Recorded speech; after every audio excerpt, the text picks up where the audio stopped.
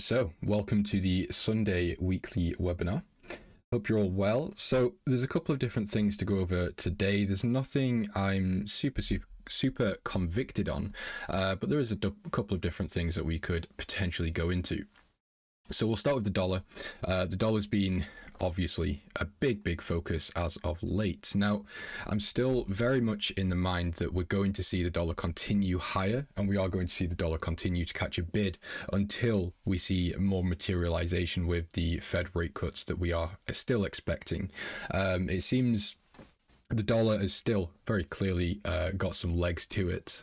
This is basically just as we are seeing the more aggressive easing cycle getting priced out. We've also had some relatively good data last week for the US dollar as well. That was, I think, jobless claims, and there's a couple of other bits that we'll get into later in the webinar. But yeah, the dollar seems to have climbed slightly. However, I am still looking to go short dollar on specific assets, not across the board as we were previously.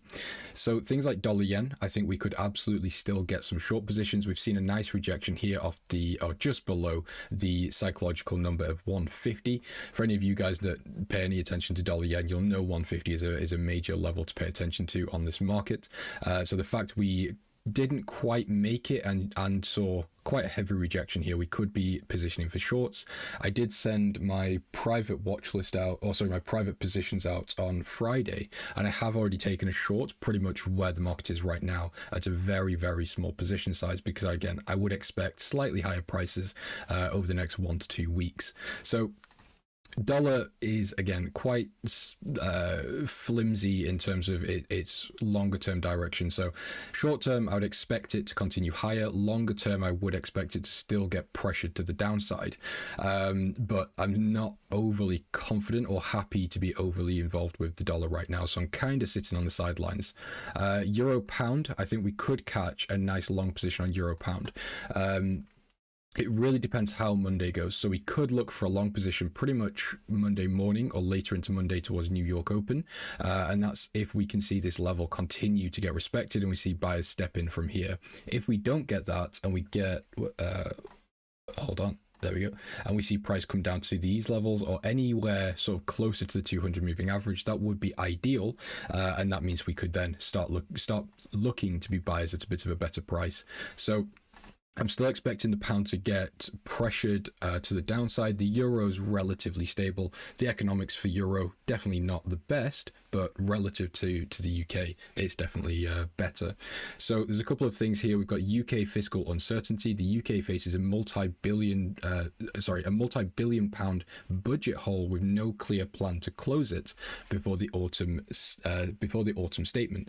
This undermines investor confidence and leaves the GBP exposed on the cross. Eurozone stability. The ECB is on hold with inflation expectations still anchored. The Eurozone lacks catalysts for major easing or tightening, giving the euro relative stability, giving it a relative stability advantage. Positioning flows, we are seeing funds start to rotate away from the sterling pound into safer assets like the euro, supporting obviously the euro pound. So I think we could definitely get something. It's just, again, a case really of waiting for a reasonable pullback here. So we have seen a very clear and quite a nice rejection off these highs. So yeah, price action so far is no concern, and we are seeing a little bit of a pullback, which is completely reasonable. So pound yen, I think we could also go for shorts, exactly the same reason. So although I'm not overly optimistic that we're going to get Bank of Japan hikes this year, I think we could still see a relative imbalance between the strengths of the pound and the yen. So I'm looking to go short with a stop loss just above this wick high. The only issue with this is the trend is bullish on the H4, so we are doing a bit of counter trend trading here. So I'm looking to catch this fib rejection that we are seeing a little bit of, nothing overly major, but it could be a sign that we might see some sellers step in on a price action perspective. And then we do have a really nice level down here on the fib extension towards 195.420, and that would take us down into these double bottoms, which would then be a triple bottom, of course, if we could get there. So euro dollar is interesting. We did take a loss on euro dollar last week for, I think it was a full 1% loss, so it wasn't anything too crazy, but I am looking to be a seller now. So I think with the short-term dollar strength that we're seeing, I think it's more than reasonable to be a seller, and it would hedge off some of our dollar short exposure if we do end up going dollar short, which I do plan on doing at some point. So I think if we can get these moving averages to start crossing somewhere here, and we can see price come up to retest this sort of level around there with obviously these lows as well, it would be a very, very clear change in trend and break and retest, and then we could look to be sellers down into this next low towards, what would that be, 1.142. So again, very, very simple, nothing too crazy going on, but with the dollar, I'm happy to play it both ways for now. So you can see here, I'm looking to go short dollar on the US dollar Swiss. So let me just find the reasoning for this one. So here, Swiss offers a unique hedge against global risk while benefiting from structural flows. The SNB stance, although the SNB, which is a Swiss national bank, is at zero rates, there's no aggressive easing ahead. Switzerland's stable backdrop makes the Swiss attractive in volatile markets. Global uncertainty with US tariffs escalating and NATO-Russia risks rising, and safe haven demand for Swiss remains strong. Relative value, Swiss is a clear safe haven flow. So actually, sorry, I've kind of messed up on this one. It doesn't look like we are actually going to go short. I was kind of rushing and running really behind on my time today. So it looks like we could maybe catch a short, but yeah, not the best. I think we do have better options with things like dollar yen, and then we could go long dollar CAD as well. So dollar CAD's getting a really, really nice reading on the Edge Finder too. So if we look here, we've got a score of 14. Feel free to screenshot this, by the way. I will send out the Edge Finder list after this webinar. But yeah, US dollar CAD seems like a beautiful trade. So that leads me on to the Canadian dollar a little bit. So the Canadian dollar and the US dollar are quite correlated in terms of strength. When we see the US dollar gain strength, we can often see the Canadian dollar gain strength, and then pairing that as well with the crude oil strength that we've been seeing, the Canadian dollar doesn't seem like the ideal short position at the moment. The economics for Canada are still very, very weak, and I wouldn't want to be a buyer of the Canadian dollar, but it does put me off being a seller just at this time. Of course, we are looking to continue the longs on gold and silver. There is absolutely no change here. We might see some downside if we do see the dollar gain strength, which I'll go into shortly. We do have some news coming for the US dollar this week that's going to be very, very important. So if we can see gold and silver start to retrace on the higher timeframes like the H1, H4, I will be looking to buy dips. I don't think there's any need or any reason to complicate that strategy. I would completely expect gold to be at 4,000 either by the end of this year or closer to Q1 of 2026, so pretty soon. And similar thing with silver. I think we are pretty much on our way to around $50 on silver. So CN50, so this is the Chinese stock market. I have never traded this market once in my life. However, the fundamentals seem to be quite strong, and they have been quite strong for the past 1 to 2 weeks. So I am interested in potentially going into this market because the technicals seem quite simple. So we'd essentially just be buying off support, which was previously resistance, and following this upside trend that we've been seeing for a significant amount of time, actually. Again, no need to overcomplicate this. It seems like a very, very simple and basic setup, but the only thing I'm a little bit cautious of is because it looks a bit too obvious to be a buyer here.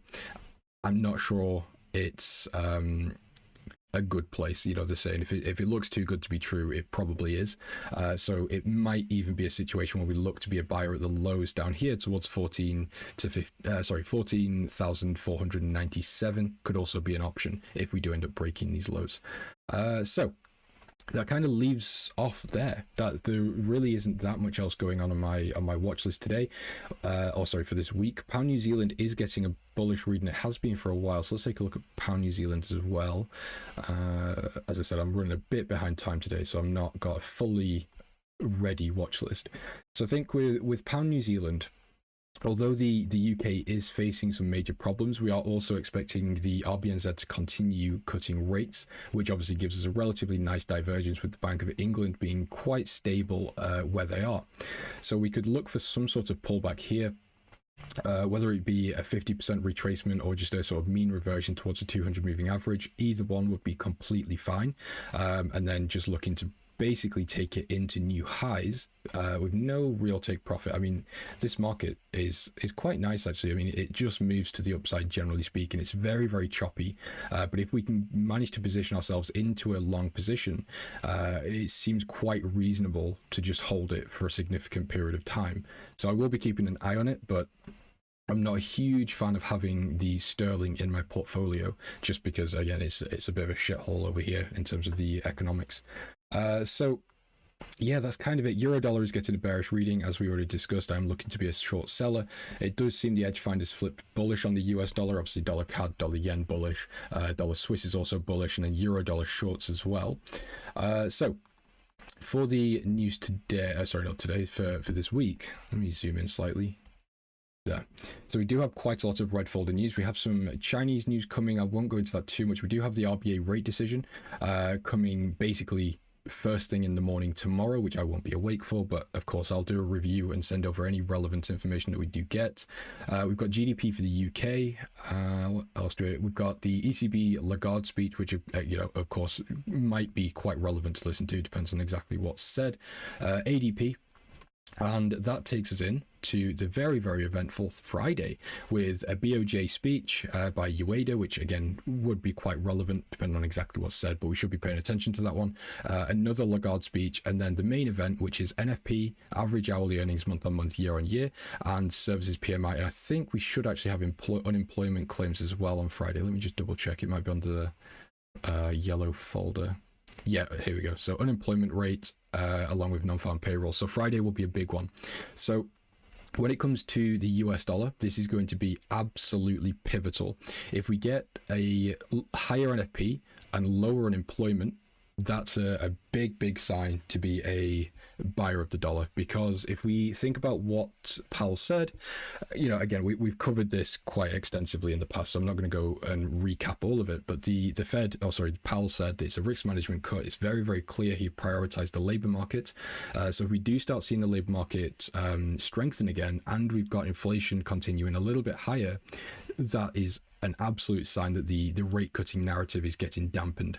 So please pay attention to what happens on Friday. Average hourly earnings as well will be a good one. Again, that relates to the labor markets. So if we do see these start to tick down and we get another really poor NFP and we see unemployment go higher, dollar shorts are going to be massively in the money as we do see those rate cut bets get increased and added back into the markets again. So that is pretty much it. Last week in terms of our signals was pretty uneventful. I think we had 1 or 2 stops and a break-even trade, and that was it. And obviously the week before was very, very good. So overall, we've had a very good month, just a poor end to the month with the week. We've still got the US 30 position open. I'm not actually logged into the broker at the minute, so you can't see the exact positions, but this is the entry we took. So the position hasn't actually done anything in terms of price change. Pound Swiss, I did enter along, and I'm going to send this to you as a signal tomorrow. As long as the price developments remain reasonable, I think it's quite a nice position. We've also got Morgan Stanley in a long position. They're actually in a bit of drawdown here, and their stop is down here at 1.055, and they've got a target all the way up here at 1.12. So I decided to basically copy their position and see how it goes. I also re-entered into the Nikkei trade pretty much right where we closed, which was our entry. So the problem and the reason I closed the Nikkei was because we already had exposure to the US 500 and we already had a loss, and the price action here was just very, very unconvincing. So I will be looking to re-enter this and send it as a signal once we hear what Ueda has to say in the speech. But for now, I've got a very, very, very small position just to see if we can get another pop after consolidation like we did here. But again, if it doesn't happen, I'll take a very small loss. It's not a problem. And then we can start rethinking the idea. Same thing here. Excuse me. Same thing here with the Aussie CAD. So I entered a small position again as we closed at break even, but I think I'm going to close this one again. I'm really not that confident in the idea anymore. Although I think the RBA is still quite hawkish. It seems that Canada's picking up some steam, and the Canadian dollar is not the best shorting opportunity as it was. And we've already discussed dollar, and I've got a short entry here. So that covers pretty much everything. So when it comes to the dollar exactly, I'm still looking for the same levels, which is at 99.5 up to around 100.5. And then I will start looking to be a short seller again once we see some sort of reason, some sort of confirmation to be a seller. If not, this is going to present an amazing opportunity for buyers. So there's a full folder on the US dollar in the analyst updates file. However, we've been looking at this dollar long idea for probably at least a month or two at this point now. So if we can get relatively early in and we can get some sort of reason to be a buyer, this would position us or put us in a position to be basically hold dollar longs into very possibly between 110 and 120. So I'm going to keep an eye on that, because if we are able to catch something, even something like a euro dollar short, again, I did show this last week, so I apologize for anyone that might be hearing this twice. But if we go to euro dollar on the monthly time frame, we've got a really nice opportunity to be a seller at the 50% retracement on a monthly time frame here. Now, also, you should keep in mind that the 1.2 level hasn't quite been hit just yet, but we are seeing a lot of resistance at this point. We've still got the monthly bearish trend. It seems like we tried to come up to 1.2 and have very clearly seen some sellers step in. This is also a fib retracement on a higher time frame, so the technicals for euro dollar are looking quite good, and the reasons to be a buyer of dollars are starting to come into play.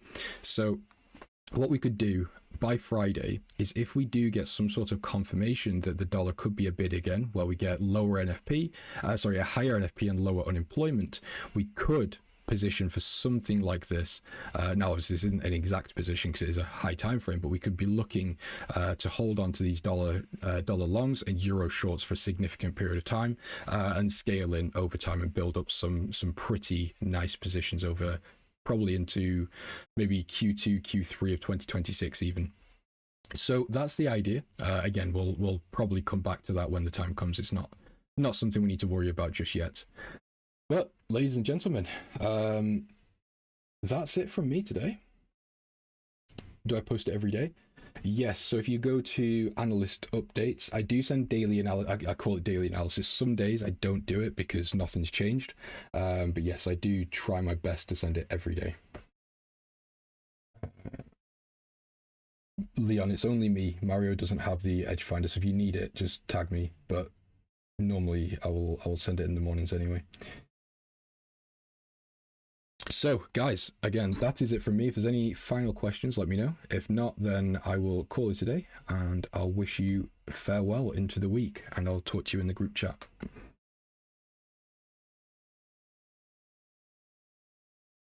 Cool. All right, guys, have a good one. I'll see you all very soon. Enjoy the rest of your weekends, and have a good week ahead.